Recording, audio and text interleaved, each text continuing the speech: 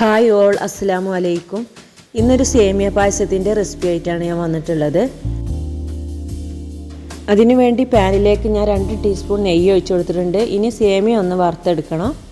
ഇത് വറുക്കാത്ത സേമിയ ആയതുകൊണ്ട് ഒരു 5 മിനിറ്റ് ഒന്ന് വറുത്തെടുക്കണം.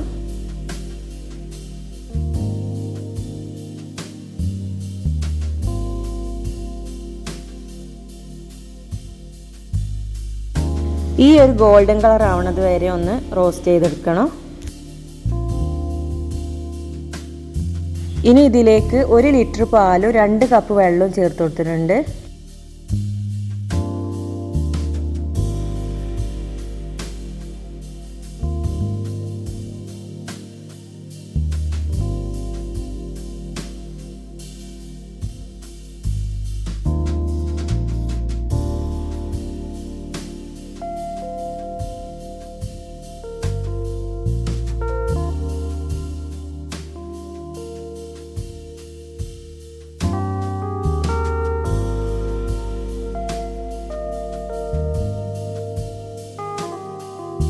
ഇനി ഇതിലേക്ക് 4 ടേബിൾ സ്പൂൺ പഞ്ചസാര ചേർത്തിട്ട് ഒന്ന് മിക്സ് ചെയ്തിട്ട് ഒന്ന് ബോയിൽ ചെയ്തെടുക്കണം.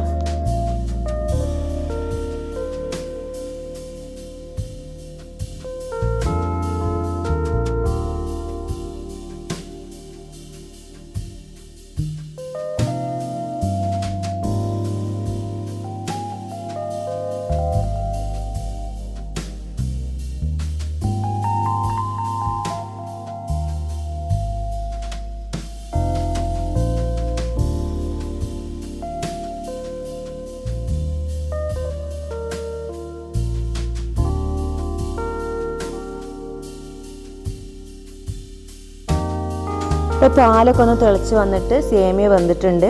ഇനി ഇതിലേക്ക് ലാസ്റ്റ് ഏലക്കാപ്പൊടി പഞ്ചസാര ചേർത്ത് പൊടിച്ചതൊന്ന് ഇട്ട് കൊടുത്തിട്ടുണ്ട്.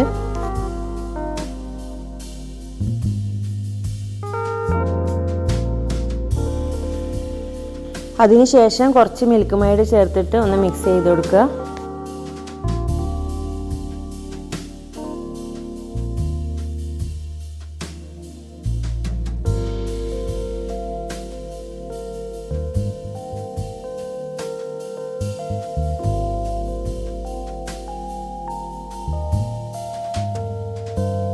ഇപ്പോൾ പായസം റെഡിയായി വന്നിട്ടുണ്ട്. ഇനി അണ്ടിപ്പരിപ്പ് മുന്തിരിയും കൂടി നെയ്യിൽ റോസ്റ്റ് ചെയ്തിട്ടൊന്ന് ഇട്ട് കൊടുക്കുക.